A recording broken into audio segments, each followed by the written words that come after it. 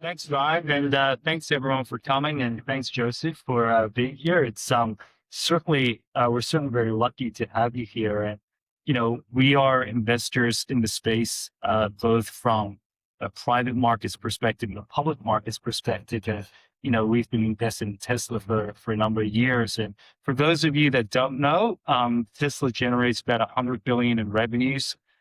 We all know their EV business, but the energy storage business is growing incredibly quickly. I believe it generates about 12 billion of revenues a year. So although it's a smaller part of their business, it's growing much faster.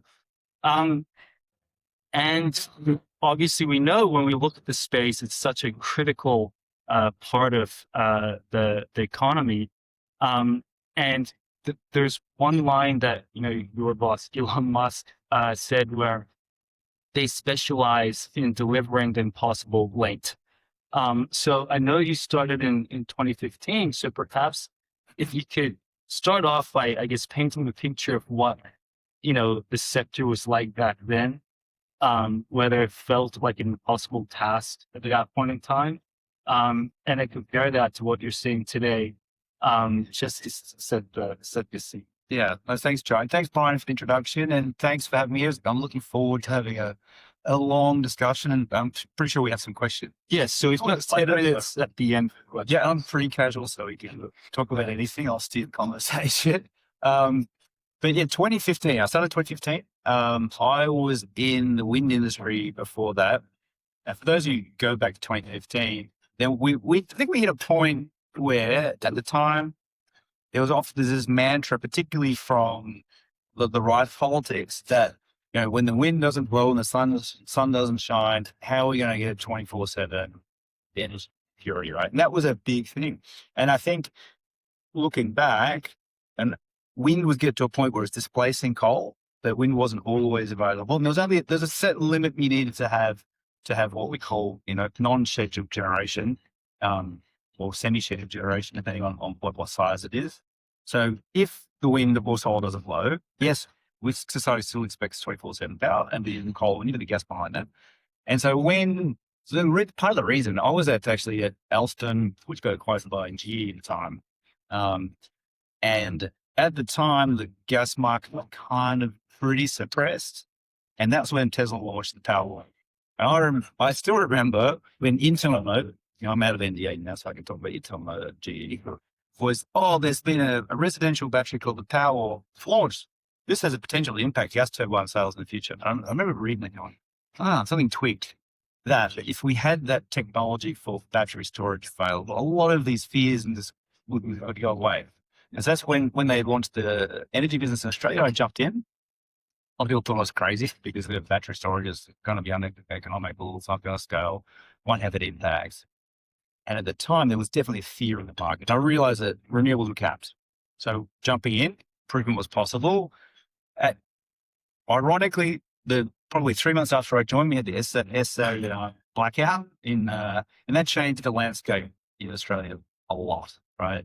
There was a lot of calls of, this renewable ban, it's too much wind, there's too much intermittency. How can we have a modern economy dependent on renewables? Well, then we did with the Hornsdale project, 2016. We won that and built first 100 megawatt battery, which is the biggest battery in the world. That was one of my first projects I really got my teeth into designing and showing it was possible. And I think the world was watching at that point to see, is it possible to do batteries at large scale? There's a lot of naysayers saying it's possible to do batteries at 100 megawatts. Actually, relatively easy.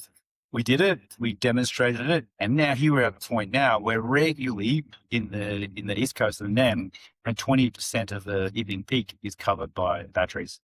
And in the WA, it's kind of up to 50%, right? So we demonstrated the commercial rollout of that. And there's been a lot of work in the industry to get there. But it also shows the point that technology can change and disrupt. It's important to have a long-term view on it. And then, yes, getting from 0 megawatts in 2016 to, probably around about 4 or 5 gigawatts takes a lot of time. And there's a lot of little projects you got to do, but you can't do it in one step. You got to break up the points, but it's doable. I think that's a positive message. And so I think you said last year, that the technology is here. Yeah, 100%. And so perhaps can we discuss sort of whether the technology is here for baseload as well. And Yeah. So if we look at the power system, traditionally in Australia, it's been heavily coal dominated, East Coast and West Coast. So the NAM of the East Coast was, like, when I joined Southern Power Industry, it was probably 85% of energy was coal, right? 85%. We're now sub 50. Some regions like SA is coal is off. Coal, the trajectory of coal, probably the next 5 years, it'll be a bit bumpy, and there'll be some political kind of intervention up and down. But in the next 10 years, majority of the coal will be off, right? Majority of the coal. We're still about 20-ish gigawatts of coal, right? So that'll turn off. Is it technology here? 100%. Yes, it is. We operate the power system in zero coal in SA and in WA. We have periods now in Victoria where we're down to single generator operation. The technology exists with large scale storage, but also with renewables, the wind and with solar, but also we've seen some of these synchronous condensers, which are a separate issue, which we can talk through.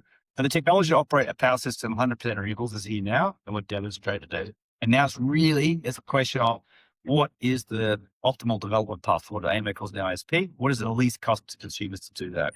And does it make sense to run a system with way over capacity on renewables and storage and not have any gas? Or is it, have a little bit of gas in there to cover those those couple of days where we may need it? These are sort of the societal discussions and economic discussions we're having.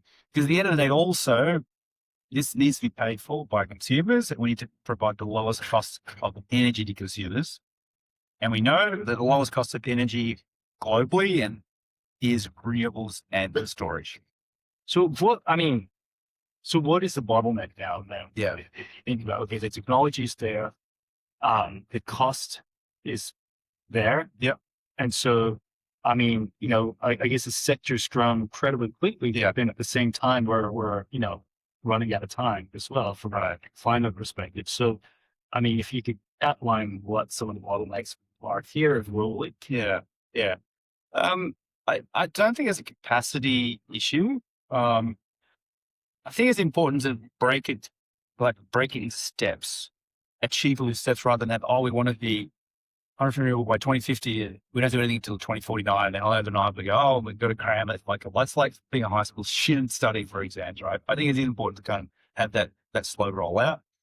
As we do that, we are changing the economics of the power system as well, right? We are an energy only market. So if there's an excess of supply, we're going to push prices down. And the best cure for low prices is low prices. So that will reduce the capacity goes to the market. And conversely, if there's a lack of supply, we increase prices up. We're in that point now where energy consumption is increasing, but a lot of that energy consumption is going behind the meter now. So the wholesale market's not seeing that. And rooftop solar is a big part of that. We're about 20-ish% of wholesale energy is in the East Coast is behind the meter solar. We're putting in the National Home Battery Scheme has been great. It's putting a lot of battery storage behind the meter. But what that's doing though is it's taking that energy signal out of the market, which is fine. That's the way to do it. But the gross energy consumption was still around about 200 terawatt hours. It's been flat for 5 or 6 years. Even though now we're electrifying and that the pathway to electrifying is happening, that gross consumption, including behind the meter, is increasing. But the net, which is what the market responds to, is kind of just taken. So as that capacity comes in, we need to take capacity out. And that's what's happening is those big generators, like if we have a look at Liddell, and Liddell's a great example in New South Wales, or ELM in Victoria, they're taking out 10, 20 terawatt hours, but they're still in the market now. When we take those 20 terawatt hours, it'll push up prices, and then we'll get more investment into the market. So it's kind of like it's a chicken in the egg kind of scenario. It's got a balance. So it's got to be right for consumers and also for politicians, because ultimately, if we do have music by prices, there's often an energy response, say, as market further, right? But it depends on what the policy outcomes in front of me. But the overall trajectory is clear. If you have a look at the numbers, and if you ever get a chance, look at open electricity, they track all of the penetration of time, you can see it's a very clear trajectory.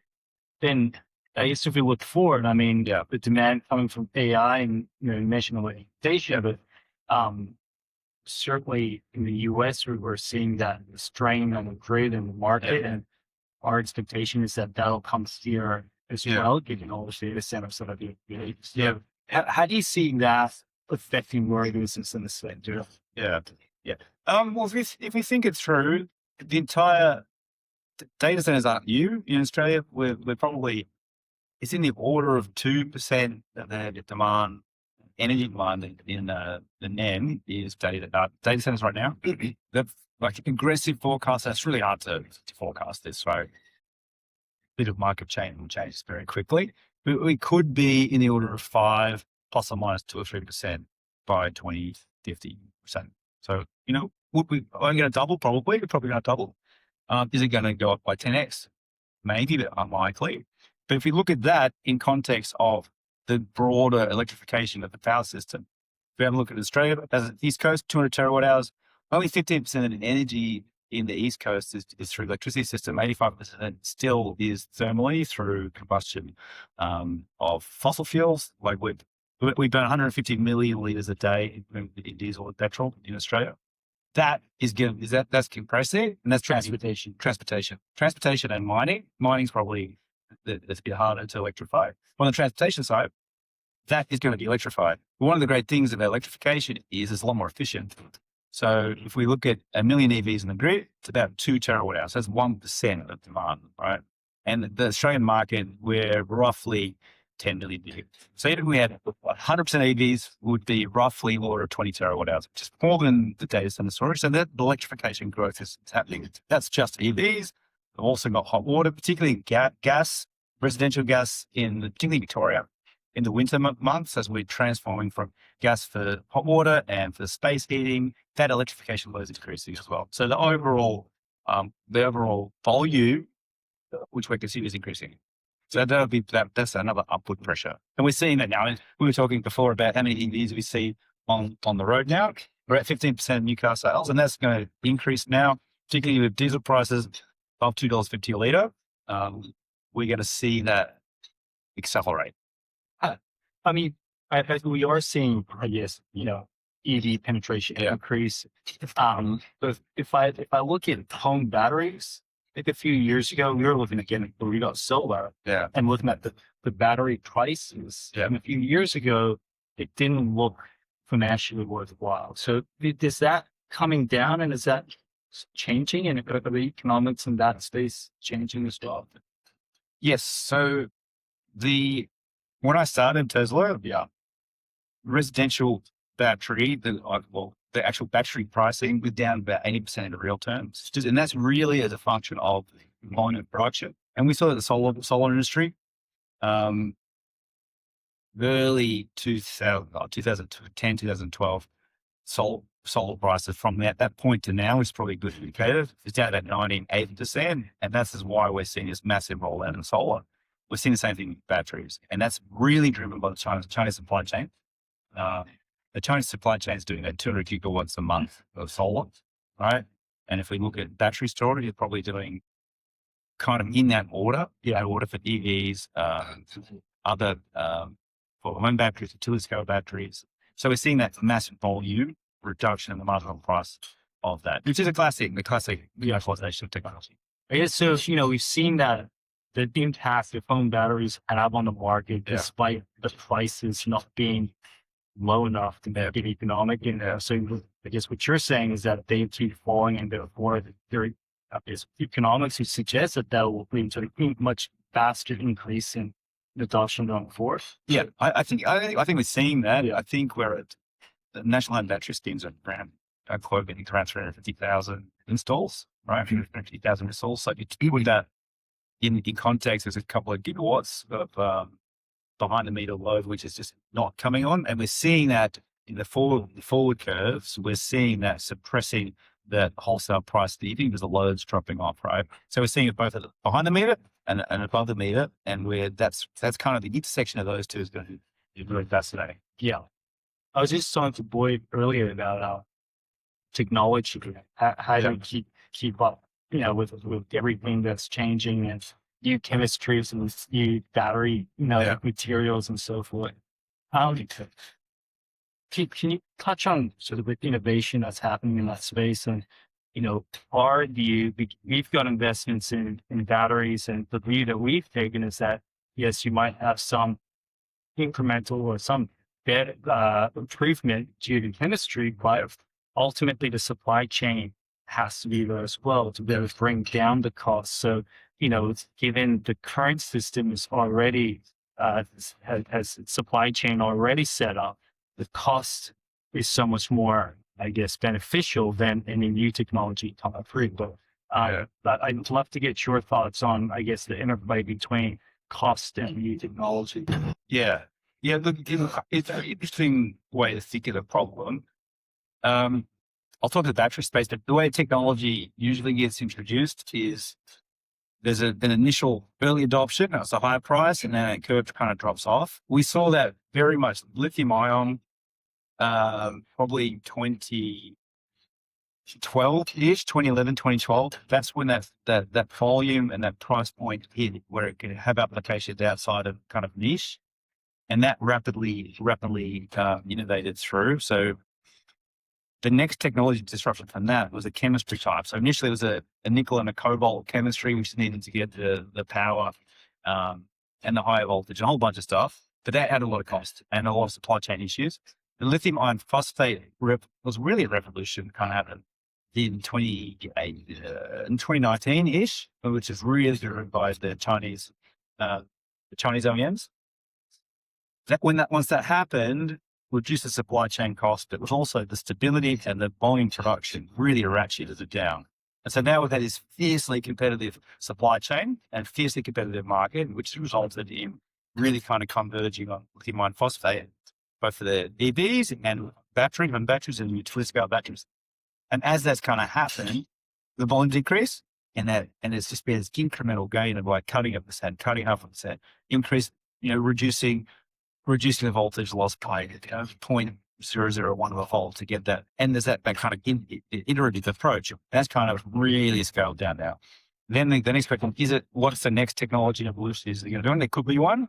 There's lots of different there's lots of solid state technologies that people are looking at. There's always talking about sodium cathodes. There's evolutions in the actual anode itself. All those optimizations. Have we seen another one coming through at that price point? Not yet, but it could be. It definitely could be. And at the same time, there's also other developments in renewables, right? We're seeing, particularly on the solar manufacturing, is that optimization coming through. Wind is kind of stalled, probably the last few years for a whole bunch of different reasons. But 10 years ago, we had that massive drop in wind cost as well. But just the way the technology is, so it's really important to take a long-term view is to really keep scanning the market, see where is that next technology disruption coming from, and how will it impact what we're currently doing. But I could say at Tesla, we look at every single cell or design type we test thoroughly. Look, from a lot of the, like Toyota, really, they talk a lot about hydrogen, the technology. So, what's your view on hydrogen? So hydrogen. We've been waiting for a long time. But the important thing to note about hydrogen is it's not a fuel source; it's just an energy storage source. So you need the energy to create it, and then you need the supply chain to provide it. And you need to have a distribution system to get it to consumers or to wholesale, and that's a really non-trivial problem to solve. The other issue is the efficiency, because we're working with electrolysis process and the compression of the hydrogen. You lose about half of the energy just in the creation of that hydrogen. So if you took a megawatt hour of solar, you'd produce half a megawatt hour of hydrogen. Take a megawatt hour of solar, you produce about 280 kilowatt hours of battery. You only lose a couple percent. But so you're losing a massive amount in that. And so what we've seen through the cost point, the advantage wasn't there. Right. And I think Japan, there's a lot of, speaking personally, you'll see there's a lot of analysis from investors globally that maybe Japan brought back the wrong technology for hydrogen. And if you have a look, and this is all public data, if you have a look at the Q2 automotive sales, the impact on Toyota in the Australian market has been massive. highlights was down 40%. And that was their number one selling vehicle in Australia because they had a hydrogen prototype, which is the Mirai, which didn't really sell in Australia. They sold a couple. But the consumers are demanding the battery electric or the hybrid system. And Toyota's kind of, in a way, will pioneer the hybrid with the Prius, which is a great, but the nickel metal hydride battery tech, which they pushed, was replaced by lithium, and they never really caught up with that. My view on hydrogen is there will be a niche place for it, but I highly doubt that there'll be a situation where we duplicate the distribution infrastructure needed to get hydrogen to consumers. I find it very doubtful. Yeah, doubtful. I mean, given the application of the current battery chemistry to be in homes, that grid scale, cars, transportation, it seems pretty well established. If any new, technology will have to materially better friendly that. Yes, That is a yes, that's a good way to characterize it. I mean, the other way to look at it is, if you just look at Victoria, we started electrification in like late 19th century, 140, 150 years in. We've spent massive amounts of capital to develop distribution networks and transmission networks. We have electricity supplied to every home. You can charge a vehicle anywhere in Australia. If we've got having a power point, you can do it on a 10-amp power plug. If you're a 15-amp plug, you can do it on a fixed wiring. That's a zero marginal cost to us, to the consumer. So if there was an alternative fuel source, which I'm highly skeptical of, it was as competitive as that, then maybe. But I feel like I think the race is kind of finished to that one. Yeah. Can you perhaps talk a little bit about policy here? And when we had Matt Keane last week, we really touched on policy. Yeah. So perhaps, and I know some, the feedback I've gotten is that it's really difficult to get large scale projects off the ground from a regulatory perspective, and you've got to do lots of little ones here in Australia. Perhaps, as someone who's on the ground in the sector, just with their CEOs. Yeah, on the policy side, if we look at the large scale projects, they're still getting off the ground. I think we hit a record in the NEM this year. I think it's 12 gigawatts of new registrations, which is that's 12 gigawatts of projects we've gone through, which is a record in the East Coast. WA, the same. They've got that record number of projects going in. One of the things to kind of see is in any development portfolio, there's some projects will go ahead, some projects won't go ahead. And that's important that the market kind of tests that. And it's important that some projects don't go ahead. You don't want to invest in inefficient projects, and that's important. And also we need to make sure that the stakeholder and community engagement is done correctly. But the projects are still going through. Yeah. Yes, there are some complications. I just thought it's not easy to be a developer, that's for sure. That's not for sure. But also, if we look at the wholesale forward prices, they are kind of being suppressed, which is a signal to do less projects. So there will be a few stranded projects, which will be optionality will be that they'll eventually go ahead because the overall electrification trend is clear. They will go ahead. It's a question of timing of when they go ahead, I guess. Yeah. The cheap projects, which are well positioned in terms of transmission connection and well positioned in terms of community engagement and readiness to go ahead, are going ahead. Is that primarily solar batteries? Batteries, solar and battery hybrids, and also wind starting now. WA, record number of wind projects announced this year, which has been a long time coming. But you need to do everything. Batteries are great, but they're not a generation source. So you still need the energy behind that, right? I think that's the important bit. But the cheapest bulk energy right now is solar. Yeah. Country mile. Yeah. Is that a function of the supply chain? Supply chain. Yeah. The supply chain. Yeah. 100%. Can you? We've got 5 minutes or so before we'll open it up to questions. But perhaps, given you look after the Asia Pac region, so perhaps if you touch on what we're seeing in other parts of Asia. Of course. So I think one of the really heartening things for me is when you look at the renewable resource available in Australia, it's staggering. It's like, if I talk to policymakers in Japan, Korea or even New Zealand, they're envious on the resources we have and the space we have.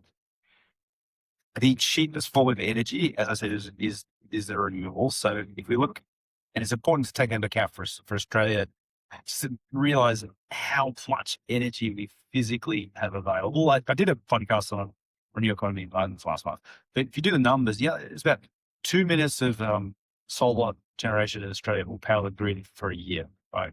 That's just to put it in context. Of course, you're not going to capture all that in 2 minutes of solar, but just to put the context of how much energy you receive. If we go to the same, And that is the context. We've got the space and a lot of sun.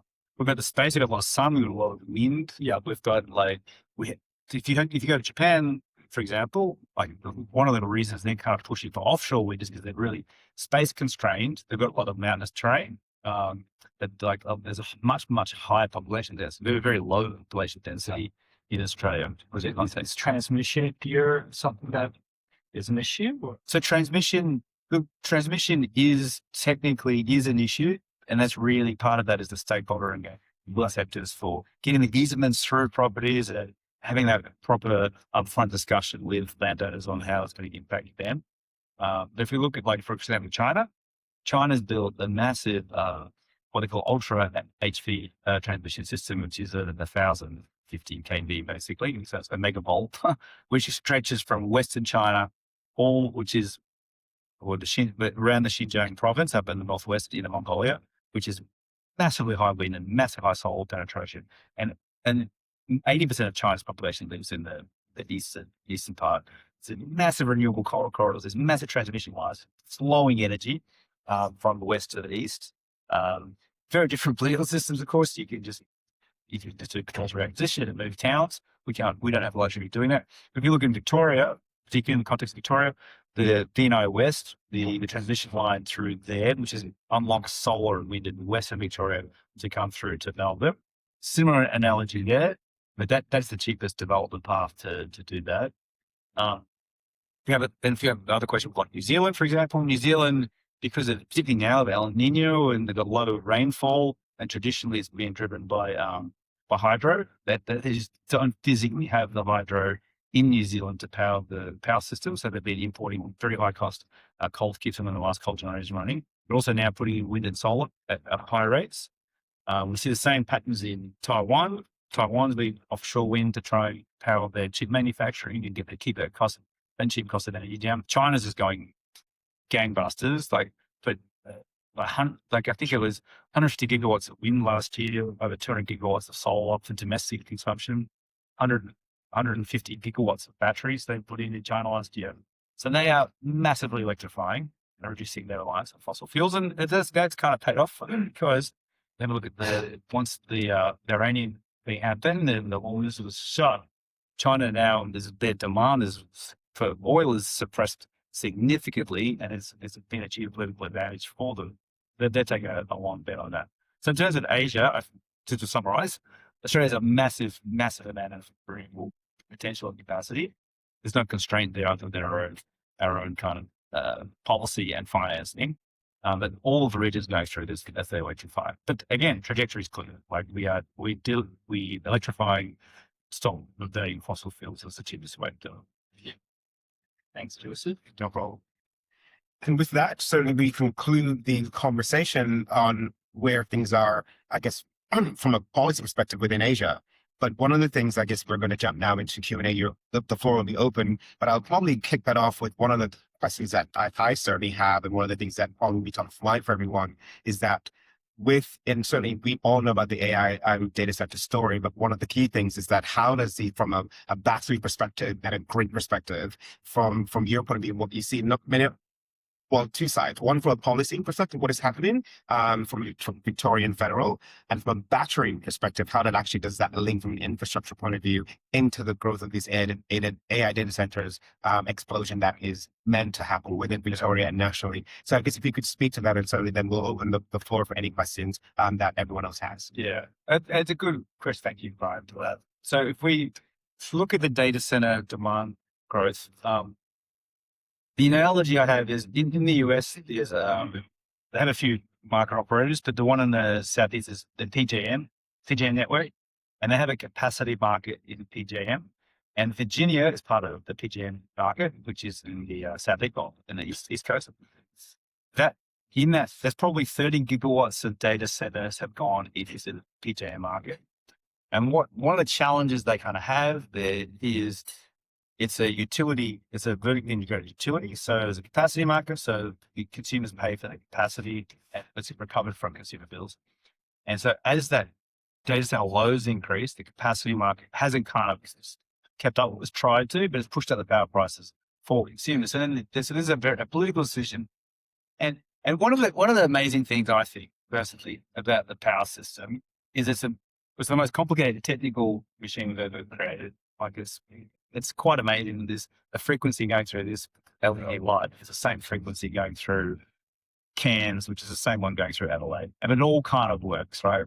There's a technical side of it. There's the economic side of it, how we kind of pay for that generation, how we recover that generation, and the political side of it. And all that's got to be in alignment for it to work. When you have a disruption like data centers come in, because power systems been generally growing with CPI since World War II, roughly, been fairly predictable. Now we've got this massive demand growth. How do we socially pay for that? Should every consumer in PJM be paying, there's 30 million people in the US, should they all be paying the increased demand of the data centers? And that's what's happening now. Or should the data center operators themselves be paying for that? And we're seeing that debate now transfer into Australia. Like, should every consumer on an electricity bill, which is recovered through the retail tariff, be paying for increased energy prices as a result of this? So this is a very political question. At the moment, it's still, to put it in context, it's still a very small amount. Like, they're still talking a very small amount of energy power. More for the US as well. Australia. In the US, it's still around about 3 or 4%, roughly, but it will probably be 10 to 15%. Yeah. But that's on 1,000 terawatt hours or 1,200 terawatt hours. We're at 200. And if we keep tracking that through, there'll be policy instruments on trying to get data center providers to pay for that. But if you look into the details of the data center market, the developers of a data center project it's really a warehouse. They're selling. And if you go to some of the big data centers, particularly the M3 or M5 data centers around Yarraville, they're large storage centers where they sell space to the hyperscalers, whoever that may be. And it could be a lot. And as I said, 80% of the data storage in Australia right now is cloud storage from Microsoft and Amazon, the traditionals, and Google as well. But if we start putting AI training models, which we don't do in Australia, in what we call edge of grid inference models, and they are then paying the data center just for the cost of electricity, and the data centers are flowing that through. So the real problem of who actually pays for that. If we look at like the way the hyperscale, the big tech looks at it, energy is like a tiny percent. It's almost noise. It's like a couple of percent to them on a project. So they don't really, it's not something really straight front of mind for them. But do we ask them to then pay for new generation and to offset that, not put that on to the consumers? That's what the policy debate we're trying to have at the moment. I personally don't think that's going to be very functional, because if we think about that, we've got an energy out of the market. It's designed to, as demand goes up, prices go up, that incentivizes you investment. We're trying to fight that price signal. And when you fight the market, you usually have unintended consequences in my experience. But it's going to be a balance. I'm going to try and work it out as we move through. As I said, the broader electrification trajectory, which is, if we look 200 terawatt hours now, so that's 200,000 gigawatt hours a year in the NEM. 2050, we should be around 450. So we'll be doubling. Of that, 95% of it is electrification of other loads, not data centers. But that's so we're going to put it into context as well. And there's battery fitted in there, the enterprise, so it's big scale battery. Yeah, fit into this as well.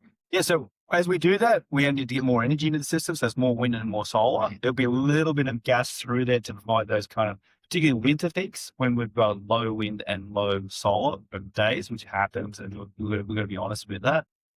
So that, plus batteries. Batteries would be needed to provide the majority of that peak demand. So as that peak demand goes up, we're going to need more of that generation mix coming to cover it. So fundamentally.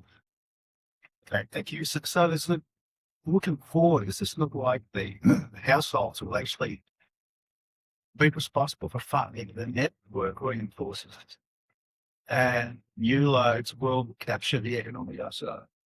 Yeah, so it's one way to think of it. Right now, if we look at your retail bill per home, roughly 50% of it, roughly, like we'll have individual usages and we're all, you know, individual loads and way we consume energy. The roughly 50% of it is network charges, 50% of energy, roughly. That 50% of network charges, majority less distribution, so poles and wires, so getting from the grid to the transmission substation, and some of this transmission. That's recouped. That has to be recouped from the market, and that's recouped from consumers, right? That's just the way it kind of happens. What we're seeing though, as that consumer energy resources come in, so more solar plus the home battery, the demand actually kind of stagnating and not increasing. Like, so what that means is it's reducing overall the percentage of the bill going to distribution and transmission costs. But we're consuming more electricity. So when you put solar and batteries on your home, majority, particularly in summer, Victoria, it's sort of easy to understand, is that you will just be drawing nothing from the grid. To be drawing nothing from the grid. You still have fixed charges, like fixed network charges, which is about half your bill roughly. But those variable charges will drop off. And there's a bit of debate now, should we increase fixed charges and reduce variable charges for equity? So should someone who's drawing 5 kilowatt hours a day be paying the same fixed charges as someone who's drawing 30? We have a heat pump on a pool and a spa and a sauna and 2 EVs, like my house, to be honest, right? Should we be paying the same fixed charges, right? And this is kind of some of these debates which we're kind of having. There's no answer to that. They're all societal questions, and they're not unique to Australia. Every market I'm talking with is going through exactly the same thing. Indonesia is going through even more complex discussion of this as the way their power systems develop. But yeah, I'll have to answer the question. The point you made about the new technology that was coming along is interesting. It's always this, it's all that sexy topic of all the new stuff that's happening. But what about the end of life? But it gets to, that Tesla battery in South Australia. At some point, the cells aren't going to be useful anymore. Yeah. That's going to have to keep off the grid. That's right. So what are you seeing in the market that's actually supporting cycling or repurposing? Yeah. I think that's where the conversation. Yeah. So that's a good question. And we have the same, it's not unique to batteries, it's for wind and solar as well. Now, one of the things, if you speak to any developer, so a battery project like Hornsdale, which is the Hornsdale Power Grid, 100 megawatt battery, which is about 150, quite expensive at the time to do it. It's definitely had a good equity return, way above 15%. So it was a good investment if you got into Hornsdale at the time. Now, if you did Hornsdale now, you could do it at probably 3 or 4 times the power and energy level at probably half the price. So that site is gold dust with a current transmission connection, current DA permit.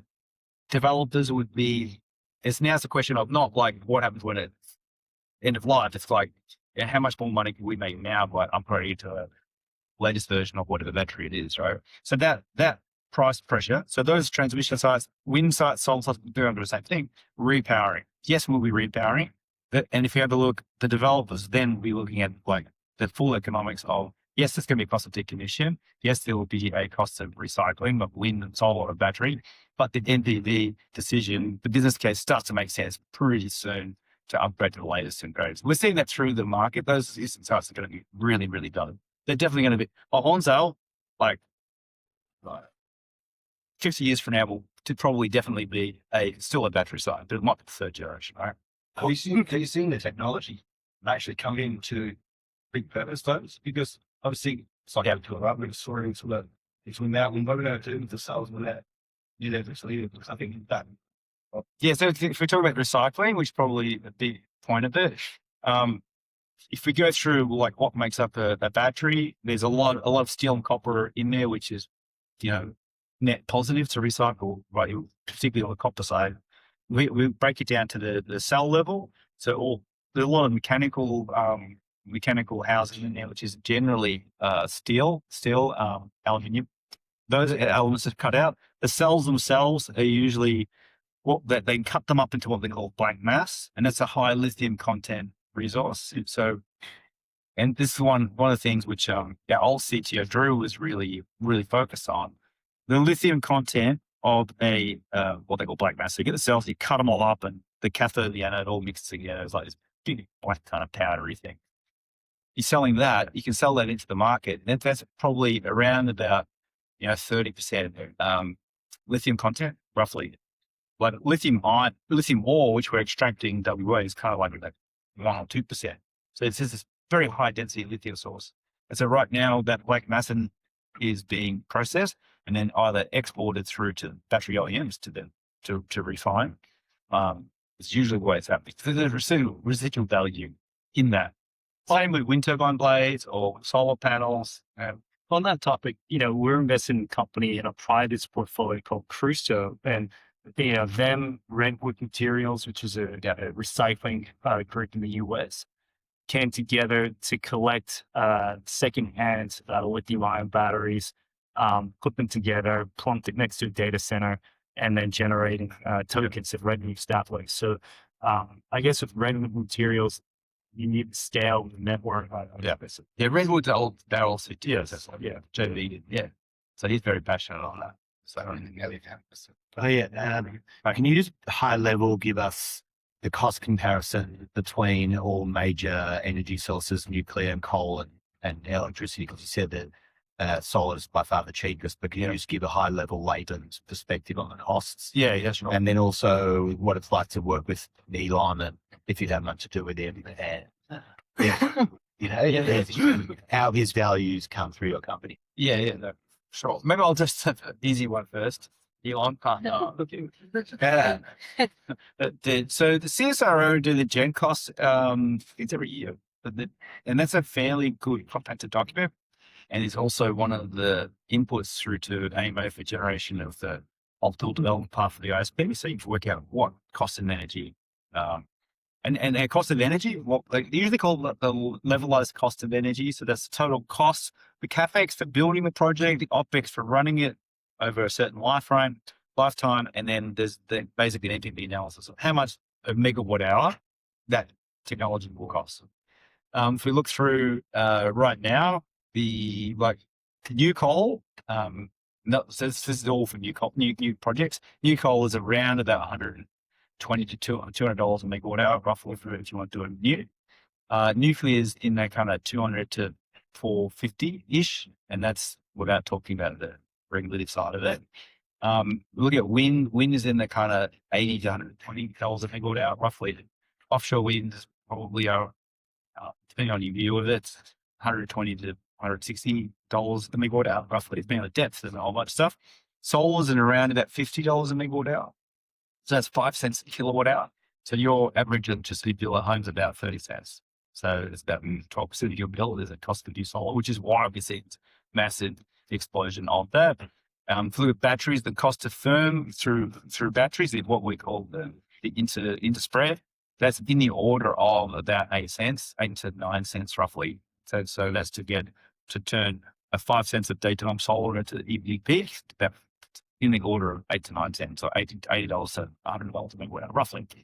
Gas is in the order of 200 to 400, depending on your cost per gigajoule.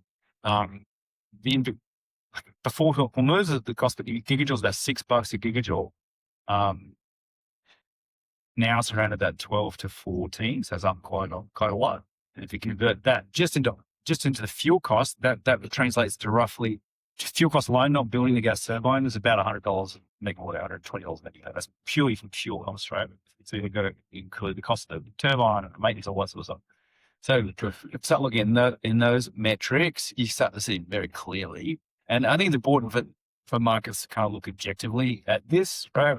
It's pretty clear. Like, that's the business case for solar and wind is pretty obvious, right? And that's not taking into account the forward variability on costs. Like you wouldn't be able to get a long-term offtake on gas or coal in the market at the moment. So that risks with the investors and things right now. You've set up one. So and then I'll address the other question later. Thanks, Joseph. Hi. Yeah, I was interested, you mentioned it before, about the intersection between behind the meter assets and front of the meter storage. Yeah.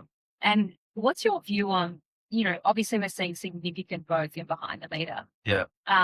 What's your view on, and that's uncontrolled at the moment largely. Yeah. What's your view on whether like that needs to be controlled in the future for the power system to operate effectively, or whether it doesn't matter that it's completely uncontrolled, and whether you think governments will step in to kind of have it make it? Yeah. Look, it's a fascinating question. And it's something I've been grappling through. Traditionally, we've been a centralized power system, and it's been easy with with this coal system's generating that, it gets paid that.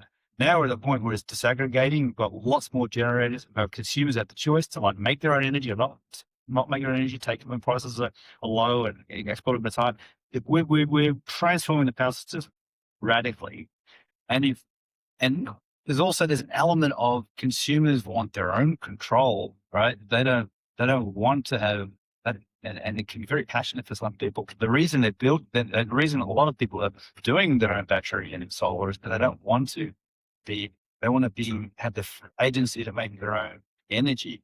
So I think there's a bit of a balance there. There is definitely a move being more control, right? So I think ultimately there'll be a balance. There'll be certain road rules you need to operate within, but ultimately consumers still want to, it's their investment and their energy source, they still want to have that control. So I think it's a bit of a balance. You don't want to be too heavy-handed because you need the backlash against that, in my view. But it's a bit of a nuance. And so We have time for just one minute. very patient to that. Hi, for great insights. I just asked you about what do you think the introduction of data centers is going to the grid impedance and the stability of that, considering the solar inverters, so all of that are grid. Yeah. The stability of that is starting to impact it. How do you think that's going to? Yeah, that's a good question. And when we're talking about impedance, electrical impedance, that's like a resistance to the voltage flow, so the current. So if we look at during the middle of the day, 2 years ago, there was a lot of concern in the power system that maybe there's going to be so much solar during the middle of the day and load's going to be so low that the minimum generation is going to get to what we call zero or negative. So the word, how do we operate a power system in negative generation? And so partly that has been solved through batteries, because batteries charge through the day, increase that load, so they reduce the impedance. What you don't want a high impedance system means that there's very little demand, and it's things change very quickly. So what data centers do, they increase the loads, right? So increase the loads. So ultimately, so they're reducing the impedance, so they're increasing the stiffness of the grid. I don't want to get too technical because it can be a bit nerdy. But ultimately, data centers is usually a 24/7 load, a bit more in the day because the cooling loads roughly, but that would be a positive thing. The question is then, we've got to make sure that ultimately, if we look at any data center, if you track it all through, it ends up on a GPU voltage rail at 12 and 2 volts DC. So we're going from this massive hundreds of megawatts of transmission level voltage all down this DC through a rectifier bank. What you don't want that rectifier to all of a sudden just turn off, because you could have gigawatts of load turn on and off within a second. Technically, that could happen. So there's controls and the standards around through that to registration to make sure that doesn't happen. That's probably the biggest thing with stability, making sure that the rectifiers don't protect themselves and go into backup very quickly. That's something which I know is grappling with. But overall, I think it's a positive thing to have more daytime load on, because the impedance drops, which means it's less to each year. So I think beyond that, the question, not being too trying to make it not too. Sorry, can I cut you off at the last question? Yes. You are. Yes. Also, working with, look, Elon's been very, he's the CEO of Tesla, he's also the CEO of SpaceX. He's got a lot on his plate, but we've found it's been very much a disruptor right since the start, since I joined. And that's a lot of people joining Tesla were really passionate about that disruption. We're disrupting the power system, disrupting the way we consume energy and the way we drive vehicles. There's a lot of disruption with that. And we've seen that kind of translate through in the tech space as well. We're seeing tech kind of go through almost like an adolescence, right? Of trying to, they've got this power now. What do they do with it? And I think that's it's important. We have the governance structures in place just at society level, but also at the technology level to make sure that that's done fairly. As Obi-Wan said, with great power comes great responsibility. Something I say to my 12-year-old all the time. Yeah.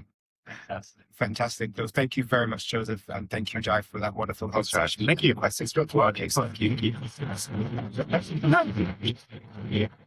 And certainly, I guess a part of what ELM Responsible Investments aims to do with these fireside chats is to have this sort of own conversation on topics that are relevant. Certainly, a part of it is actually is from the things that we're invested in from a portfolio perspective, but certainly it's more broader and it should cover industry. It should cover the asset owners, the asset managers, certainly academia, biodiversity. Where does it all come together? Because we are all part of the same ecosystem. And we aim to really have these open conversations and having these types of guests who can provide this kind of information. So this certainly would be the second in the series. And we hope to have another one in another 3 months, which would be more talked about. I was telling Joseph before, where before we started with policy, we're speaking about batteries. And then the next one is talk about the pipes, the grid to actually get the energy to where it needs to go. What is actually the business case around that, as well as what would need to be done again with the explosion data centers? Is there an impact? But we want to have that kind of conversation. So we'll continue the fireside chat series. And in this sort of environment where it's quite open and it's quite easy for you to speak to everyone. So we're going to complete here.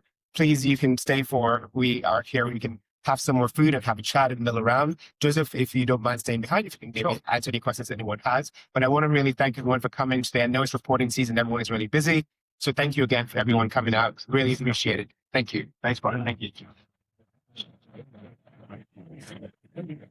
All right. Just don't.